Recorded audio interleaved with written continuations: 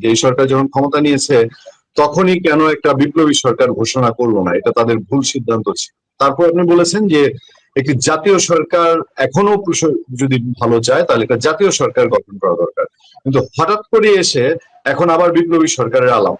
এই আলাপটা কেন? বিপ্লবী সরকার হলে সরকারের ক্যারেক্টারিস্টিক্সটা কেমন হয়, কি চেঞ্জ আসবে, অন্তর্বর্তী সরকার এবং বিপ্লবী সরকারের ক্যারেক্টারে কি চেঞ্জ আসবে, এই আলাপটা আপনার একটু পর্যবেক্ষণ জানতে চাই, বিস্তারিত দর্শকদের জানাতে চাই বিপ্লবী সরকার জিনিসটা আসলে কি।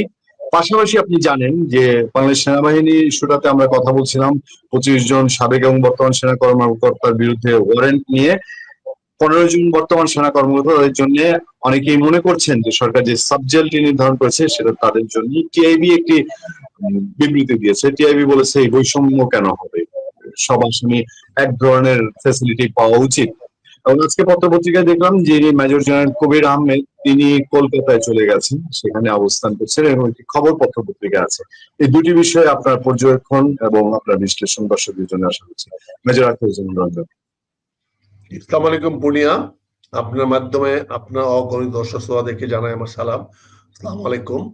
যে যেখানে আছেন ভালো থাকবেন, সুখে থাকবেন, শান্তিতে থাকবেন, সবচেয়ে বড় কথা হলো নিরাপদে থাকার চেষ্টা করবেন। আমি তো জানি না ওনারা যে আজকে যে আলোচনা হয়েছে যমুনাতে, যে কথাবার্তা, সরি ওই যে ফরেন মিনিস্ট্রির যে প্রশিক্ষণ কেন্দ্রে যে কি হয়েছে আমি জানি না, তোমার কাছ থেকে শুনলাম এই মাত্র যে এখানে তারা একটা কথা বলেছে। আমি জানি না কথাটা সত্যতা কতটুকু, এটা আমাদের মন্তব্য করার কতটুকুই হবে। তবে আমি ব্যক্তিগতভাবে এখনো মনে করি, এখনো একটু কারেকশন দেই, ঐক্যমত্য কমিশনে এটা নিয়ে আলাপ হয়নি, ওখানে আলাপ উঠেনি। যারা ওখানে জয়েন করেছেন তারা বলেছেন যে আমরা এরকম একটি আলাপ যে ভেতরে ভেতরে হচ্ছে আমরা এটা জানি, সেরকম একটা প্রক্রিয়া চলছে, এটা ঐক্যমত্য কমিশনের মিটিং এ আলাপ হয়নি। একটু যোগ করলাম। ও আচ্ছা, ঠিক আছে, তাহলে থ্যাংক ইউ ক্লারিফিকেশনের জন্য। যেহেতু এটা গসিপ, এটা গসিপ পর্যায়ে আছে, এটা মানে গল্প পর্যায়ে এখনো আছে, অনেক আলোচনা করতেছে। হ্যাঁ, হয়তো এটা অস্বাভাবিক না, এটা স্বাভাবিক আলোচনা, এটাই হওয়া উচিত ছিল।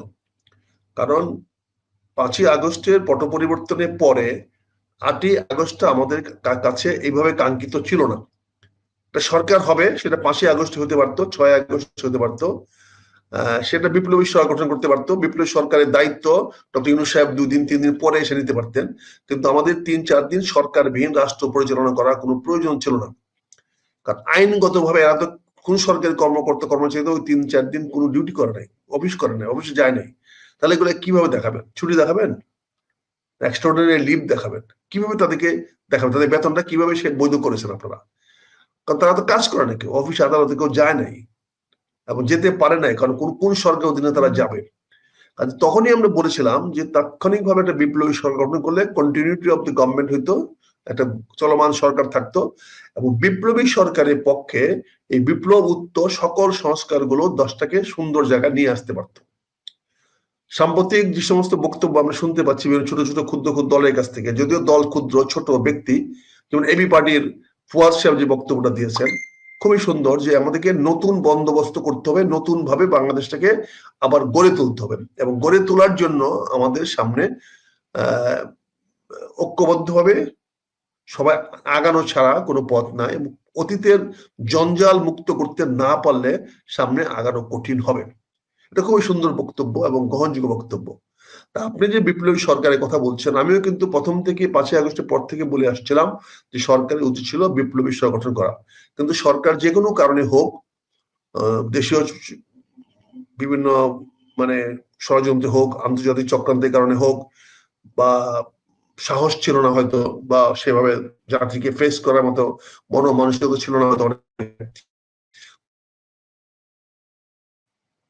ফলে সেদিন তারা বিপ্লবী সরকার গঠন না করে সংবিধানে পথে হাঁটলেন, এবং তারা যে রাষ্ট্রপতি নির্বাচিত হয়েছে পতিত সরকারের শেখ হাসিনা, উনাকে এখন পর্যন্ত রেখে দিলেন এবং উনার অধীনে ওনার শপথ নিয়ে করলেন। এটা কিন্তু মোকারি হয়েছে। মোকারি যেটা বলতে বোঝেন, এটা জাতির সঙ্গে তামাশা করা হয়েছে। এটা এটা এটা সংবিধানকেও তামাশা করা হয়েছে, জাতির সামনে তামাশা করা হয়েছে। জাতি জানে না কে সরকার হচ্ছে, কেন হচ্ছে, এরা কারা, কোত্থেকে আসলো, কে তাদেরকে নিয়ে আসলো। এনজিও চাকরি করে, এনজিও কর্মচারীদের নিয়ে এসে আপনারা বানায় দিলেন। জাতির সঙ্গে এদের কোনো সম্পর্ক নাই, এরা বেশিরভাগই জাতির সামনে সুদখোর হিসেবে পরিচিত। যারা যারা সবাইকে জানে গ্রামেগঞ্জে ম্যাক্সিমাম এনজিও গুলা যারা টাকা লগ্নি করে, তারা চড়া সুদে টাকা দেয়, তাদের কাছে সার্ভিস পাওয়া যায় না, এরকম অনেকের বিরুদ্ধে বাংলাদেশি জনগণের অফুরন্ত অভিযোগ আছে। কিন্তু সেই অভিযোগগুলো এনজিওদের কারণে পত্র পত্রিকায় লেখা যায় না, লেখানো হয় না। কারণ আপনি জানেন যে একবার বিবিসির মতো টেলিভিশনে ব্রেক নিয়ে একটা আলোচনা করার পরে বিবিসি রিপোর্টারকে তাৎক্ষণিকভাবে বাংলাদেশ থেকে চলে যেতে হয় নাই, তার লন্ডন থেকে তার চাকরিচ্যুত করা হয়েছিল। কাজে এনজিওরা খুব দুর্বল মনে করেন না, প্রচন্ড শক্তিশালী তারা। ফলে তাদের কোনো অপকর্মের বিরুদ্ধে কোনো লেখালেখি করার ক্ষমতা বাংলাদেশের কোনো মিডিয়াতে নাই। এবং সোশ্যাল মিডিয়াটা তো মোটামুটি এদের দখলে, এনজিওদের দখলে, এখানেও সম্ভব না।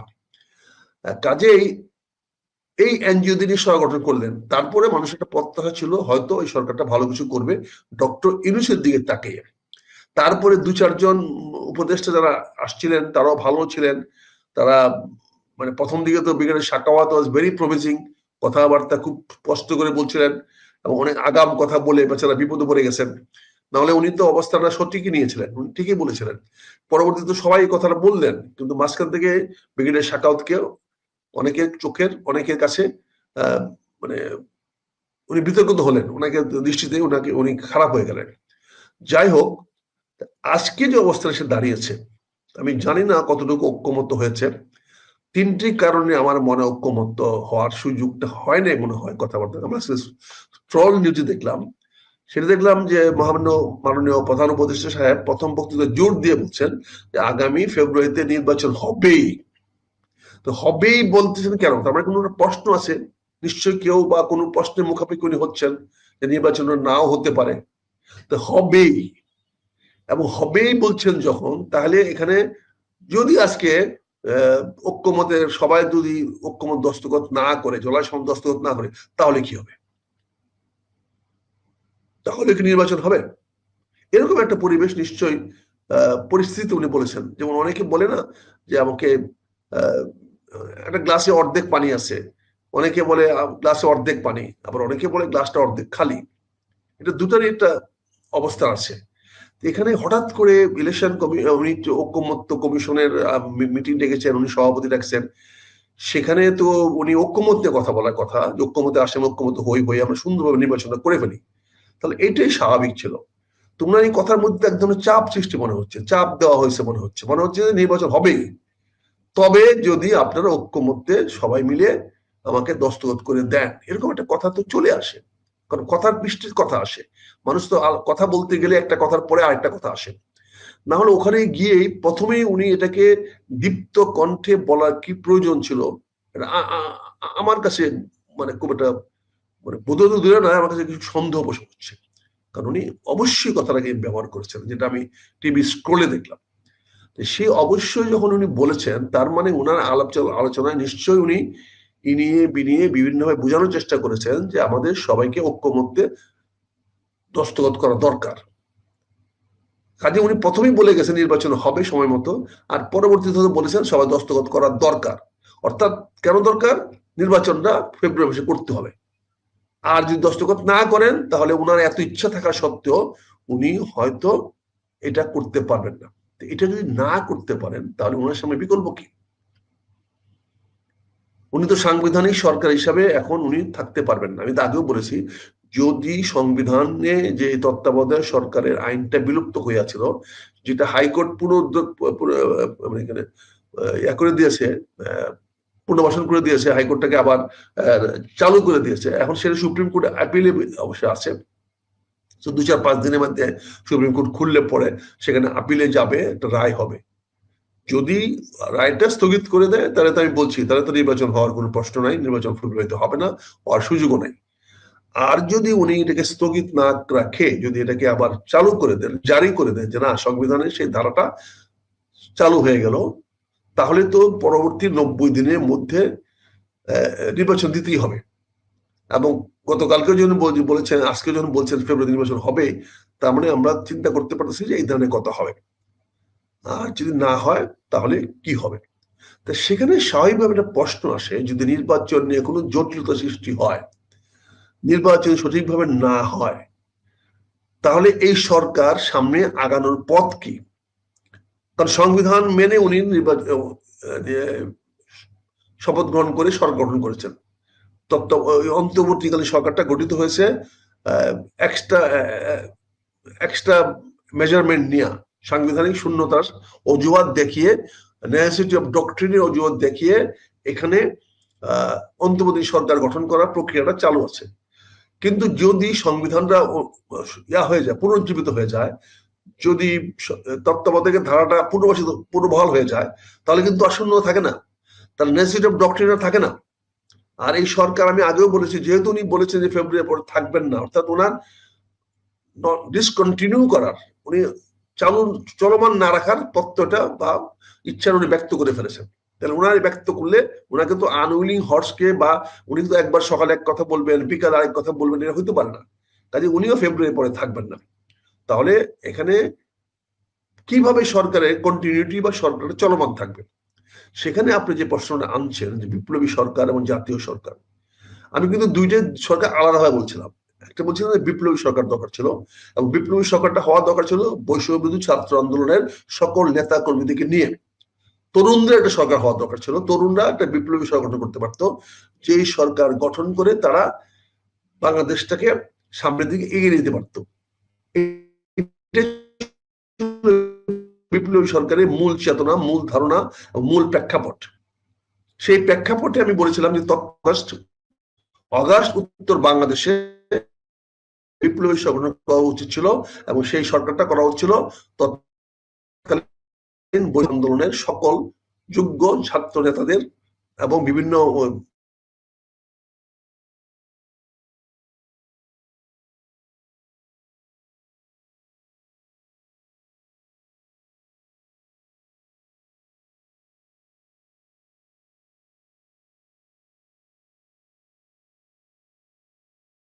আমরা কয়েকটা সেকেন্ড দর্শক অপেক্ষায় থাকতে পারি।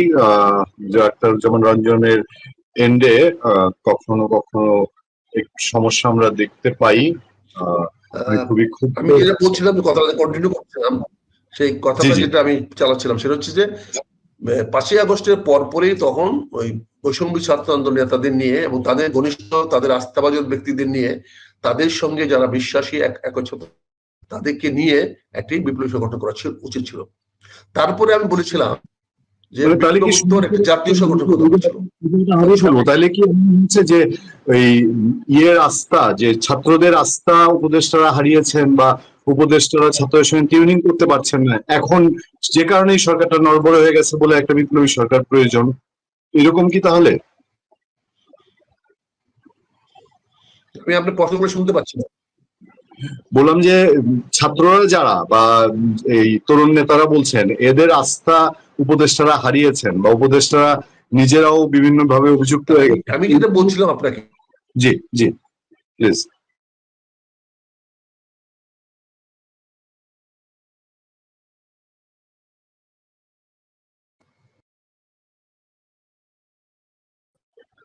দর্শক, আমরা কথা বলছিলাম মেজর আখতারুজ্জামান রঞ্জনের সঙ্গে। তিনি সেদিনও আমাদেরকে ক্ষুব্ধ প্রতিক্রিয়া জানিয়েছেন গ্রামীণ ফোনের উপরে, সাংঘাতিক ক্ষুব্ধ ছিলেন। আক্তার ভাই গ্রামীণ ফোনের সার্ভিসের উপরে প্রচন্ড, আমি সেটাই দর্শকদের বলছিলাম। বুঝতে পারি না, আমি যে কথাটা কন্টিনিউ করছিলাম বলছি। আচ্ছা, আপনি একটু কন্টিনিউ করেন, আমি সেটা আবার বলছি যে যেহেতু তৎকালীন সময়ে আমি বলেছিলাম যে বিপ্লব ছাত্র আন্দোলনের নেতাদের সমন্বয়ে সকল নিয়ে একটা কথা বলতে পারি, যারা শেখ হাসিনা বিরোধী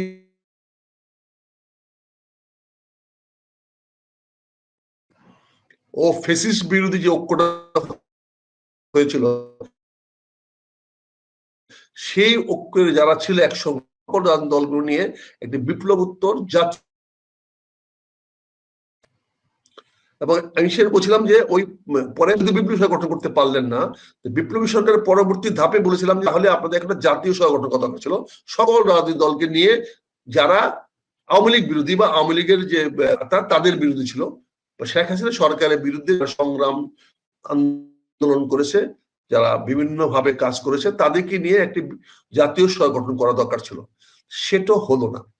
এখন যেটা হতে পারে, যদি এই সরকারের কন্টিনিউটি না, কন্টিনিউ করার উপায় এখন নাই, পথ বন্ধ হয়ে যাচ্ছে, কাজে আমি মনে করি এখন যেটা হতে পারে নভেম্বরের প্রথম দিকে যদি আমরা একটা বিপ্লব উত্তর আবার নতুন করে যদি একটা বিপ্লবী জাতীয় সরকার গঠন করি, এবার হতে পারে বিপ্লবী জাতীয় সরকার, অর্থাৎ সকল বৈষম্য বিরোধী ছাত্র আন্দোলনকে নেতৃত্বে ওদেরকে সাথে নিয়ে, ওদের যে যেখানে তাদেরকে সাথে নিয়ে এবং বিভিন্ন রাজনৈতিক দলগুলোকে নিয়ে ডক্টর ইউনূস সাহেবের নেতৃত্বেও হতে পারে, এটা কোনো অসুবিধা নাই, সমস্যা নাই। এবং বর্তমান উপদেষ্টা যারা আছে তারা সবাই থাকতে পারে, বা 2-4 জন যারা বিতর্কিত হয়ে গেছেন তাদেরকে বাদ হতে পারে। একটা নতুন বিপ্লবী জাতীয় সরকার হতে পারে যেখানে সংবিধানকে স্থগিত রাখতে হবে এবং সেখানে সেনাবাহিনীকে তাদের আস্থায় নিতে হবে। এবং সেনাবাহিনীকে যদি আপনি, সশস্ত্র বাহিনীকে যদি আপনি এই বিপ্লবী জাতীয় বিপ্লবী সরকারের অধীনে রাখতে না পারেন তাহলে সেই সরকারটা কার্যকরী হবে না। তো এখানে 3টা ফোর্সকে আপনি একখানে করতে পারেন। একটি হলো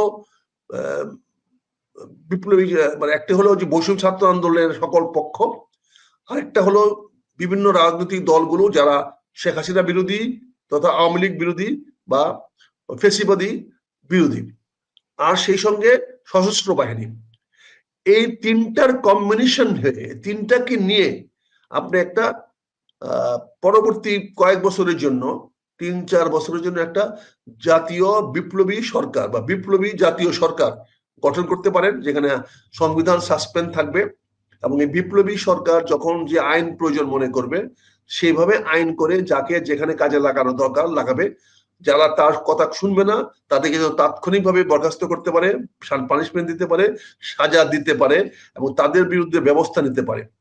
এই সংবিধান রেখে, আইনের বিধান রেখে, এই যে নিয়ম নীতি মানতে গিয়ে আমি যেটা কথা বলছি এখন, এই সেনাবাহিনীকে নিয়ে বিতর্ক হচ্ছে, অফিসারদের ট্রায়াল নিয়ে বিতর্ক হচ্ছে, এই ধরনের বিতর্ক তখন হতো না, এই ধরনের বিতর্কে কোনো সুযোগ হতো না তখন। এটা আমি এখনো মনে করি, আমার ব্যক্তিগত সুপারিশ থাকবে যদি আমাকে বলেন, তাহলে এখন আমি মনে করি যে বৈষম্য ছাত্র আন্দোলনের নেতৃবৃন্দদেরকে নিয়ে সকল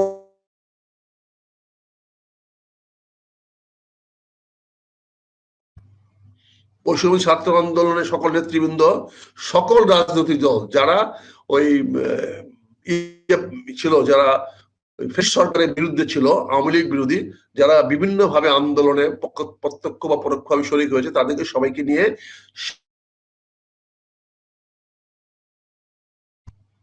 সেনাবাহিনীর সার্বিক সহায়তায় এবং সেনাবাহিনীকে ফ্রন্ট লাইন রেখে, মাঠে রেখে একটি বিপ্লবী জাতীয় সরকার গঠন করা যেতে পারে। এটা করলে মন্দ হবে না এবং এই সরকারকে মিনিমাম বলে দিতে। এখন আক্তার ভাই, এখানে প্রশ্ন ওঠে যে আপনার 2টা বিষয় আপনি অনেক সময় বলেন যে ফ্যাসিস্টদের, আওয়ামী লীগের 4 থেকে 5 বছর আপনি সবসময় বলেন যে আগামী 4-5 বছর কোন নির্বাচন হবে না, এই বিপ্লবী সরকার চালিয়ে যাবে, তাহলে দেশে একটা স্থিতি অবস্থা আসবে, মানুষের মধ্যে আস্থা ফিরে আসবে, দেশে কাজ কাম হবে এবং নির্বাচনের প্রয়োজন পড়বে না। বিএনপি সেখানে একটা মেজর রোল প্লে করতে পারে, জামাত একটা মেজর রোল প্লে করতে পারে এবং এই সকল রাজনৈতিক দলগুলোর থেকেই প্রতিনিধি থাকতে পারে। এনসিপি বলেন, এবি পার্টি বলেন, বিভিন্ন অন্যান্য ঐক্য পরিষদ বলেন, ছাত্র সংসদ বলেন বা নাগরিক পার্টি বলেন, সবার কাছ থেকে 1-2 জন করে নিয়ে আপনি একটা 50-60 সদস্য বিশিষ্ট সরকার গঠন করতে পারেন এবং দরকার পড়লে সেখানে একটা বিপ্লবী পরিষদ গঠন করতে পারেন। সেখানে আপনি ইচ্ছা করলে 200 বা 300 লোককে দিয়ে প্রতি অঞ্চল থেকে একজনকে নিয়ে প্রতিনিধিশীল করে আপনি একটা বিপ্লবী পরিষদ গঠন করতে পারেন, যে বিপ্লবী পরিষদ সরকারের পিছনে কাজ করবে, যারা সরকারকে গাইডিং করবে, সরকারকে টুইস্টিং করবে, সরকারের টেল টুইস্টের সব কাজ করবে, সরকার যখন ডানে বয়ে যেতে চায় তাদেরকে যেন কন্ট্রোল রাখতে পারে। 300 সদস্য বিশিষ্ট একটা বিপ্লবী পরিষদ করে দেওয়া যেতে পারে। সেই বিপ্লবী পরিষদ থেকে আপনি একটা বিপ্লবী জাতীয় সরকার গঠন করতে পারেন। কাজে এগুলো যদি আপনি ইতিবাচক সলিউশন চান, ইতিবাচক সমাধান, রাষ্ট্রটাকে আপনি জনগণের কল্যাণে আপনি কাজে লাগাতে চান, আর যদি করেন আপনারা যার যার ঘাটতারামি করবেন, যার যার নিজের পজিশন দরকার পড়বে, আমাকে মারাতে হবে, আমাকেই পদ দিতে হবে, আমি এই কাজটা করব, পদধারীদের লোকদের কথা তো শুনতে চাই না আমরা। যারা পদ পেয়েছো বাবা, কথা বন্ধ করো, কাজ করো। তোমাকে পদ দেওয়া হয়েছে তোমাদের বক্তৃতা শোনার জন্য, তোমাদের কাছ থেকে আমরা নো শুনতে চাই না। তোমাদেরকে যারা দায়িত্ব দিয়েছি, বক্তৃতা বন্ধ করো, টেলিভিশনে কথা বলা বন্ধ করো, কাজ করো। তুমি যে কেমন মুরদ, কাজ করে দেখাও। ওই যে টেলিভিশনে অ্যাডভার্টাইজের মতো যে দেখান, এত এনার্জি কোথায় পায়? ওই মেয়েটাকে ঠিক মতো এরকম ঠাপান, তাহলে ঠিকই ওটা বলবে যে এত এনার্জি কোথায় পাও। তাহলে জাতির কাজ করেন, দায়িত্ব পালন করেন, তো জনগণই বলবে যে আপনি এত এনার্জি কোথায় পান। কাজে এনার্জিটাকে দেখান যে আপনাদের এনার্জি আছে, ইউ আর এনার্জেটিক। কাজে জাতীয় দায়িত্ব পালন করেন, চাপাবাজি বন্ধ করেন। নেতারাদের ডেলি চাপাবাজি আমরা শুনতে চাই না, আমরা নেতাদের খবর রাখতে চাই না, ওনার বাইশে আছে না মরে আছে, কিন্তু ওনাদের কাজ দেখতে চাই। আজকে শিক্ষকরা 3 দিন ধরে রাস্তায় পড়ে আছে, আপনি শিক্ষামন্ত্রীর উপদেষ্টা একটি শব্দ শুনতে পেরেছেন? তোকে কেন রাখছেন? এই শিক্ষকরা রাস্তায় কান্নাকাটি, বৈধ হোক অবৈধ হোক যাই কিছু হোক, সে তো ফেস করবে। তার জন্য কেন 3-4 দিন মানুষ এই ভোগান্তি হলো, এটা দায় শিক্ষক নেবে। কিন্তু শিক্ষামন্ত্রী আছে বলে তো বাংলাদেশে মনে হয় না।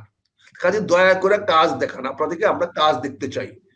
যতক্ষণ পর্যন্ত কাজ দেখাতে না পারবেন ততক্ষণ পর্যন্ত আপনাদের এই চাপাবাজি, এই এই বয়ান শুনে লাভ নাই। আপনারা বহুত বয়ান দিচ্ছেন, আপনাদের নসিহতের জন্য জাতি বসে রয়েছে না।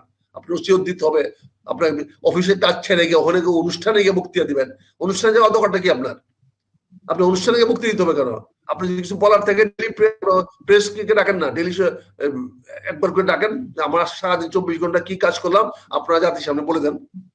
আপনাকে ওই বিভিন্ন ধান্দাবাজ লোকদের কাছে গিয়া ওই মিটিং এ যেতে হবে কেন? ওখানে গিয়া করতে হবে। সভা করার অভ্যাস বাদ দেন না। আপনার জনমত তৈরি করার কোনো প্রয়োজন নাই। আপনার দয়া করে কাজগুলা করেন, নিজের দায়িত্ব সঠিকভাবে পালন করেন, এবং পালন শুধু নয় করে দেখান জনগণের সামনে যে হ্যাঁ আপনি করতে পারেন, আপনার করার তাগদ আছে, শক্তি আছে।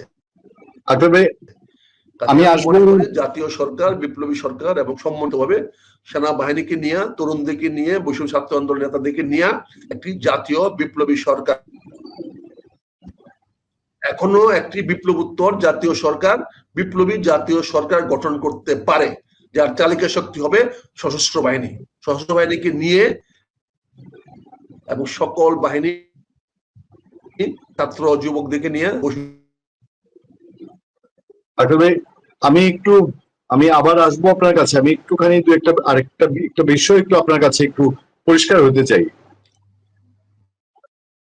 আমি মনে করি আপনার এই ধারণার সঙ্গে জাতীয় সরকার হলে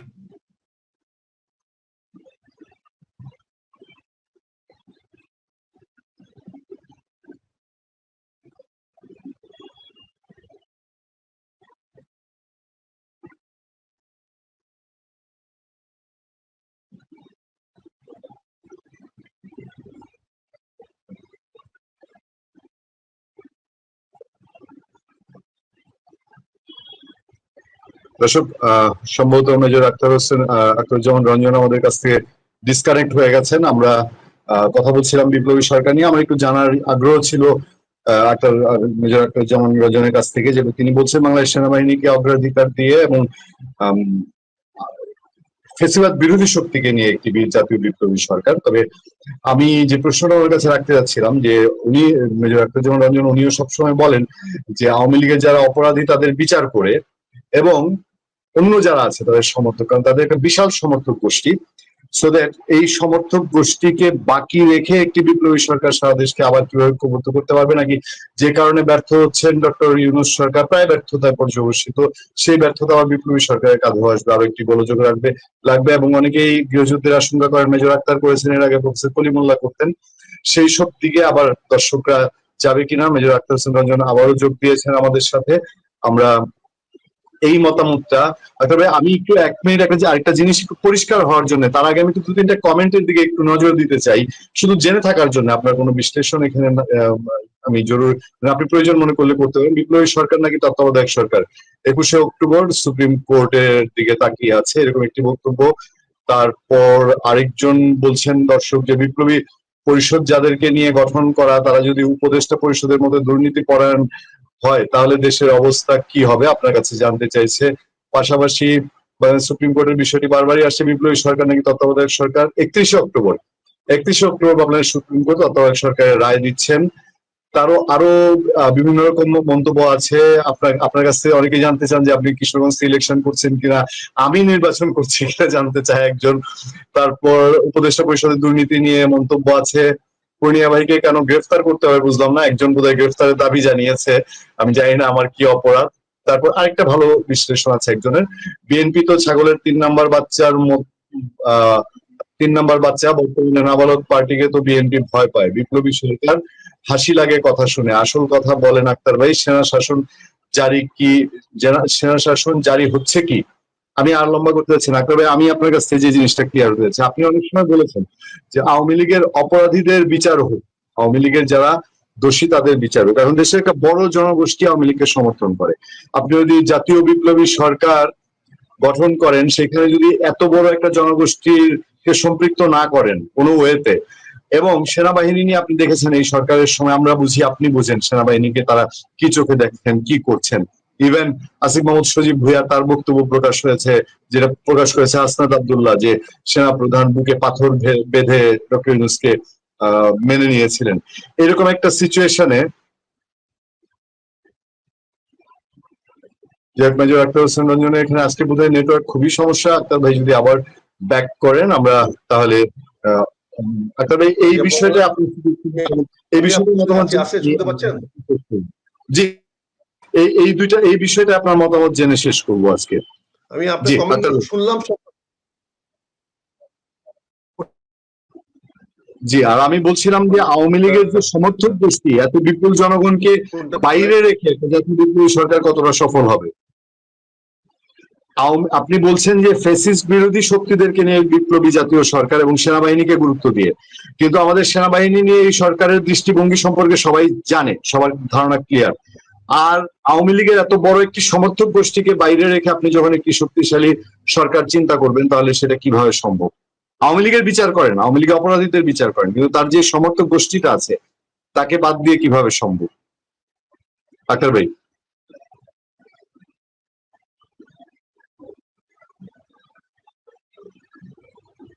আমরা খুবই দুঃখিত দর্শক, আমরা অনুষ্ঠানের শেষ প্রান্তে, শেষ একবার শুধু আমরা চেষ্টা করবো মেজর আখতারুজ্জামান রঞ্জনকে আমরা যদি আরেকটুখানি পাই। আমি এর মধ্যে আর দু একটা কমেন্টের দিকে একটু মনোযোগ দিতে চাই। প্রচুর দর্শক কমেন্ট করছেন। শেষ একটি কমেন্ট এসছে মহসিনুল ইসলাম মহসিন, তিনি লিখছেন আক্তার ভাই বিপুলের শোতে গিয়ে আপনি একটা শিক্ষা দিয়েছেন, আমি খুশি হয়েছি। এমন ভাব করে বিপুল কিছুই জানে না, আরেকবার বিপুলের শোতে গিয়ে ওকে জয় বাংলা করে। আচ্ছা, আমি জানি না এই বিষয়টা, আমার কোনো মন্তব্য নাই। পূর্ণিয়া ভাই যথেষ্ট ভালো বিশ্লেষণ করেন। এখানে গ্রেফতারের কথা উঠা মানে হাস্যকর। আমি এই কমেন্টটা মিস করে গেছি মনিরুল ভাই, আমি জানি না কে গ্রেফতারের প্রসঙ্গ তুলেছেন। এই পরিণতি কিন্তু আওয়ামী লীগ এবং শেখ হাসিনার হয়েছে, যে এইরকম কোনো কিছু সহ্য করতে না পারার বিন্দু পরিমাণ টলারেশন সামনেই। বিগ জিরো থিওরি নিয়ে কথা বলেছেন এক ভাই। তারপর আমি একটু উপরের কমেন্ট গুলাতে যাই, সেখানেও কয়েকটা ভালো কমেন্ট ছিল। মনিরুল ভাইয়ের কমেন্টটা তো আমি পড়েছি। সুতরাং আমরা যেটা বুঝতে পারছি যে আসলে আমরা এখন মেজর আক্তার হয়তো টোটালি ডিসকানেক্ট হয়ে গেছেন। আমি জানি না এই বিপ্লবী সরকারের বিষয়টা আমরা আজকে অথেন্টিক্যালি শুনেছি বলে আপনাদের সামনে নিজেরাও আলাপ করেছি এবং এই আলোচনার সূত্রপাত করেছি। আমরা চেষ্টা করব এই সরকারের সংশ্লিষ্ট যারা আছেন, মানে সরকারের সঙ্গে যে রাজনৈতিক দলগুলো জড়িত, তাদের এক দুজনকে বা ঐক্যমত্য কমিশনে আছেন তাদেরকে এনে আমরা একটু রাতে আরো পরিষ্কার করতে পারি কিনা যে আদতে বিপ্লবী সরকারের যে আলাপটা উঠেছে এটা কতটা শক্তিশালী, বা কোন প্রক্রিয়া থেকে, কোন চিন্তা থেকে হচ্ছে, জানানোর চেষ্টা করব। মেজর আখতার হোসেন রঞ্জন আবারও এসছেন। আমরা দর্শকদের কাছে বিনয়ের সাথে জানাতে চাই যে আমরা আক্তার ভাইয়ের 1 মিনিট আক্তার ভাইয়ের কথা শুনে আমরা অনুষ্ঠান আজকে শেষ করবো। আমরা অপেক্ষায় আছি আক্তার ভাই আপনার জন্য। আক্তার ভাই প্লিজ। এখন আপনি যেটা টিআইবি কথা বললেন সেনাবাহিনীদের ট্রায়ালের ব্যাপারে, এখানে আমি একটা বিনয়ের সঙ্গে কথা বলতে চাই। আমি অত্যন্ত দৃঢ়তার সঙ্গে বলতে চাই, শেখ হাসিনার পক্ষে সেনাবাহিনীর যে সমস্ত অফিসার কর্মকর্তারা গুম খুন বা বিভিন্ন ধরনের রাজনৈতিক প্রতিহিংসার সাথে দায়ী ছিল, জড়িত ছিল, তাদেরকে দৃষ্টান্তমূলক শাস্তি আমি চাই। আমি দাবি করি তাদের বিরুদ্ধে দৃষ্টান্তমূলক শাস্তি দেওয়া হোক, কিন্তু সেই সঙ্গে আমার পথ থাকবে যেটা বৈধভাবে করতে হবে। ওরা অন্যায়ভাবে করেছিল বলেই সুযোগটা পেয়েছে। অতীতে এরকম আমরা ট্রায়াল দেখেছি, যে ট্রায়াল গুলাকে ক্যামেরার ট্রায়ালের নাম বা যে কোনো ভাবে মিডিয়া ট্রায়ালের নামে বা অনেককে আত্মপক্ষ সমর্থন করার সুযোগ না দিয়ে যেনতর ভাবে বিচারককে দিয়ে রায় কার্যকরী করে ফাঁসিয়ে দিয়ে দেওয়া হয়েছে। আমরা তখনও সেগুলো প্রতিবাদ করেছিলাম। এখনো আমরা বলতেছি এদের ফাঁসি হোক, ফাঁসি চাই আমি, কারণ তারা এমন অনেক অন্যায় করেছে যে অন্যায়গুলোকে গ্রহণযোগ্য হতে পারে না যে কোনো রাষ্ট্রীয় মানবিক মানদণ্ডের কারণে। কিন্তু আপনি প্রক্রিয়াগুলো ফলো করতে হবে। আজকে সাব জেলে কথা যেটা বলছেন, এখানে জিনিসটা বুঝতে হবে, তারা এখন পর্যন্ত সার্ভিং, তারা চাকরিরত অফিসার, তাদের গায়ে এখন ইউনিফর্ম আছে এবং তারা কিন্তু আদালতে ইউনিফর্ম পরে যাওয়ার অধিকার তারা রাখে। কারণ আপনার তাই ইউনিফর্মটা ছিনিয়ে নেন না, এখনো তার কাছ থেকে পোশাক ছিনিয়ে নেন নাই। যদি পোশাক ছিনিয়ে নিয়ে যান তাহলে আপনি তাদেরকে পুলিশের কাছে সোপর্দ করতে পারেন। যতক্ষণ পর্যন্ত তাদেরকে চাকরি থেকে আপনি ডিসমিস না করবেন ততক্ষণ পর্যন্ত তাকে ইউনিফর্মের প্রোটেকশন আপনাকে দিতে হবে। এটা জাতীয় দায়িত্ব, এটা রাষ্ট্রের স্বার্থ, এটা রাষ্ট্রীয় নৈতিকতা। কারণ না হলে সরকারি কর্মকর্তারা, সেনাবাহিনীরা আগামী দিনে যুদ্ধ করবে না, আগামী দিনে জাতির দায়িত্ব পালনে তারা জীবন দিতে আগায় যাবে না। যে অফিসার এই কাজগুলা করেছে তারা কিন্তু অত্যন্ত চৌকুশ অফিসার, তারা মেধার দিক দিয়ে কিন্তু কারো কাছে কম নয়, তারা মেধাবী পরীক্ষা দিয়ে তারা এই পর্যন্ত গিয়েছে। কাজে তাদের মেধার কোনো কমতি নাই, কারো চেয়ে কম মেধা সম্পন্ন ওরা না। কিন্তু কথা রয়েছে তাদেরকে আপনি শাস্তি দেন, বিচার করেন, বৈধ বিচার করেন, কিন্তু আপনি যেভাবে প্রক্রিয়া করতেছেন, ব্যক্তিগত আক্রোশ মেটাচ্ছেন, এটা ঠিক না। এখানে টিআইবি যে কথাটা বলছে, টিআইবিকে আমি আশা করেছিলাম টিআইবি সত্য কথাটা বলবে। হ্যাঁ, এখানে বৈষম্য করা হচ্ছে সেটা আপনি অবশ্যই বলতে পারেন, কিন্তু কেন করা হচ্ছে সেটা তো বিশ্লেষণ করা দরকার। আপনি কি একজন অফিসারকে ইউনিফর্ম আপনি কি তাকে আদালতে নিয়ে যেতে পারেন? ইউনিফর্ম তাকে আদালতে ঢুকাইতে পারেন? কারণ তাকে তো আপনি চাকরি থেকে চ্যুত করেন নাই। সিভিলে ওয়েজ যে আছে সে তো ওয়েজ, সে তো অ্যাটাচড আছে। অ্যাটাচড মানে তাকে হেফাজতে নিয়ে আসা হয়েছে, অ্যাটাচ করা হয়েছে, অ্যাটাচমেন্ট করা হয়েছে। তো অ্যাটাচমেন্ট করা মানে তো বেতন ভাতা বন্ধ থাকবে না, অর্থাৎ তার চলাফেরার রেস্ট্রিক্টেড থাকবে, তাকে রেখে দেওয়া হবে এখানে। কাজে এইগুলো তো আপনাকে টিআইবিকে দেখতে হবে। কেন আপনারা জিনিসগুলোকে এইভাবে সেনাবাহিনীদের প্রতি আক্রোশ দেখাচ্ছেন কেন? সেনাবাহিনী সারা বাংলাদেশ টিকাতে পারবেন? সম্ভব হবে? সার্বভৌমত্ব টিকে থাকবে? বাংলাদেশ টিকে থাকবে? আপনারা সবাই মিলে তাহলে কার পক্ষে কাজ করতেছেন? কাদের সুযোগ করে দিচ্ছেন? হয়তো আপনি তাদের পক্ষে না। আপনি তো বলছি মীর জাফর হয়তো ইংরেজদের পক্ষে ছিল না, ইস্ট ইন্ডিয়া কোম্পানির পক্ষে ছিল না, কিন্তু সিরাজউদ্দৌলার ক্ষতি করতে গিয়ে মীর জাফর তো ইস্ট ইন্ডিয়া কোম্পানির হাতে ভারতবর্ষকে তুলে দিয়েছিল। তা আপনারা কি চাচ্ছেন আজকে বাংলাদেশ সেনাবাহিনীর কতিপয় অফিসারদের বিরুদ্ধে আপনাদের বিষোদ্গার দেখাতে গিয়ে, তাদের প্রতি আপনাদের আক্রোশ দেখাতে গিয়ে, তাদের ক্ষতি করতে গিয়ে আপনি সারা বাংলাদেশের জনগণের ক্ষতি করে ফেলবেন, বাংলাদেশের স্বাধীনতা, সার্বভৌমত্ব, ভৌগোলিক অখণ্ডতা নষ্ট করে ফেলবেন, বাংলাদেশের সেনাবাহিনীকে কি এত আক্রোশ? সেনাবাহিনী তো সহযোগিতা করেছে। না না, এখানে আমার প্রতিবাদ। এখানে আমি ওই অফিসারদের পক্ষে নিচ্ছি না। আমি অফিসারদের ফাঁসি হলেও আমি এতটুকু দিতে করবো না, আমি চাইবো। তাহলে আপনি কেন দাবি তোলেন না? টিআইবি কেন বলেন না তাহলে আরেকটা ট্রাইব্যুনাল সেনাবাহিনীর মধ্যে করা হোক?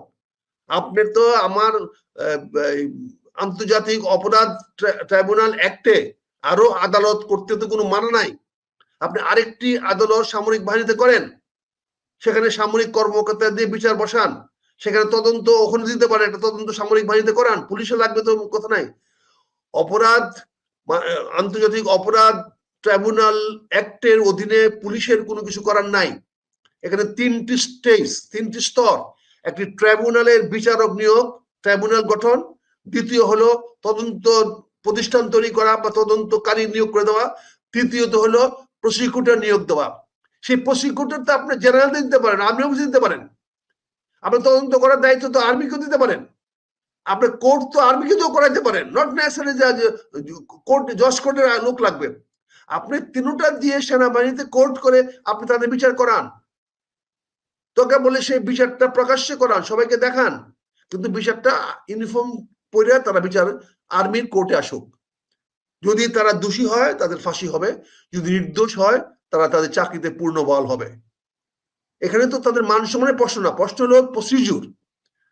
এখানে কাকে অপমান করলেন কাকে অপমান করলেন না সেটা বড় কথা না, প্রসিডিউর।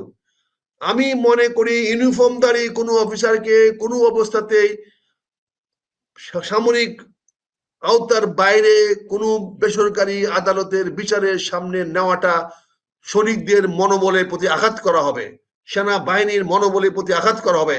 দেশের সশস্ত্র বাহিনীকে দুর্বল করা হবে, জাতীয় সার্বভৌমত্ব ক্ষুণ্ণ করা হবে, দেশের অখণ্ডতাকে হুমকির মধ্যে ফেলে দেওয়া হবে। এটি হলো আমার অভিযোগ। এটার জন্য আমি দায়ী হতে পারি অভিযোগ আনার জন্য, সেটার জন্য আমার বিচার আপনারা করতে পারেন। কিন্তু আমি শেষ মুহূর্ত পর্যন্ত বলে যাব যে সেনা কর্মকর্তাদেরকে আপনি পাবলিক কোর্টে নিয়ে হ্যারাসমেন্ট করার কোনো অধিকার নাই। আর সাব জেল তৈরি করে কোনো বৈষম্য সৃষ্টি করা হয় নাই। এটাই সার্ভিং অফিসারদের প্রতি প্রপার তাদের যতটুকু পাওনা তাই দেওয়া হয়েছে, এর বাইরে কিছু দেওয়া হয় নাই। অযথা সেনাবাহিনীর বিরুদ্ধে এভাবে প্রপাগান্ডা আপনারা দয়া করে করবেন না। এটা কিন্তু এর মাধ্যমে কিন্তু আপনার ভারতের পক্ষে কাজ করতেছেন, এর মাধ্যমে কিন্তু আপনার শেখ হাসিনার পক্ষে কাজ করতেছেন। সরি আমি কথাটা বলার জন্য। আপনারা যারাই আজকে এটা নিয়ে বাড়াবাড়ি করতেছেন তারা সবাই কিন্তু প্রকারান্তরে ইচ্ছা হোক অনিচ্ছা হোক ভারতকে সাহায্য করতেছেন এবং শেখ হাসিনাকে সাহায্য করতেছেন। আপনারা হয়তো আগামীতে শেখ হাসিনা দ্বারা পুরস্কৃত হইতে পারেন, আপনারা হয়তো আগামীতে ভারত দ্বারা পুরস্কৃত হইতে পারেন। অতীত আমরা দেখেছি এরকম কারা কি ভাবে পুরস্কৃত হয়েছে। আমরা এই দেশে অনেক কে দেখেছি অতীতে কে কি সুযোগ সুবিধা নিয়েছেন। কাজে আমি অনুরোধ করব আপনারা টিআইবি যে কথাটা বলেছেন আমি তাদের প্রতি শ্রদ্ধা রেখে বলবো যে আপনারা আরেকটু ডিপে যান, আরেকটু বি রিয়েলিস্টিক। খালি ওই এক ধরনের কথাবার্তা বলে করেন না। টিএবির কাছে আমার একটা বিনীত অনুরোধ থাকবে, আপনারা দেখেন, আপনার দাবি তোলেন সামরিক অফিসারদেরকে আগে বিচার করুক, 24 ঘন্টা বিচার করতে পারে। যদি প্রধান উপদেষ্টা চান 24 ঘন্টার মধ্যে সামরিক অফিসারদেরকে বরখাস্ত করা যেতে পারে। এটার জন্য এত কিছু লাগে না, just one presidential order, your service no longer required. সেনাবাহিনীর চাকরি খাইতে 5 মিনিট লাগে না, সাদা কাগজ দরকার, দস্তখত করে সিল মারে ছেড়ে দিবে, বাস, চাকরি নাই। কিন্তু আপনারা চাকরিতে রাইখা ইউনিফর্ম অবস্থায় রাইখা তাদেরকে আল্লাহর ওয়াস্তে দয়া করে সিভিল আদালতে বেসামরিক আদালতে নিয়ে যায় না। এটা বুমেরাং হতে পারে, দেশের জন্য ক্ষতি বয়ে আনতে পারে, দেশের সর্বনাশ বয়ে আনতে পারে। এটা আপনাদের কাছে আমার আবেদন থাকলো, নিবেদন থাকলো। আমি দেশের ক্ষুদ্র নাগরিক হিসাবে এটা আপনাদেরকে জানানো আমি আমার নৈতিক দায়িত্ব বলে মনে করি, তাই আমি কথাগুলো বলছি। সবাই ভালো থাকবেন, সুখে থাকবেন, সুন্দর থাকবেন, এই বাংলাদেশটাকে নিরাপদ রাখার চেষ্টা করেন। সবাই মিলে আসেন, আমরা একটা সুন্দর বাংলাদেশ গড়ে তুলি, নতুন বাংলাদেশ না, বাংলাদেশটাকে আরো সুন্দরভাবে গড়ে তুলি, এই দেশটাকে নিরাপদ করি, সবার মান সম্মান আমরা রক্ষা করি, প্রতিটি মানুষের মর্যাদা আমরা নিশ্চিত করি। আবারও সবাইকে ধন্যবাদ। আজকের মতো বিদায় নিই। আসসালামু আলাইকুম।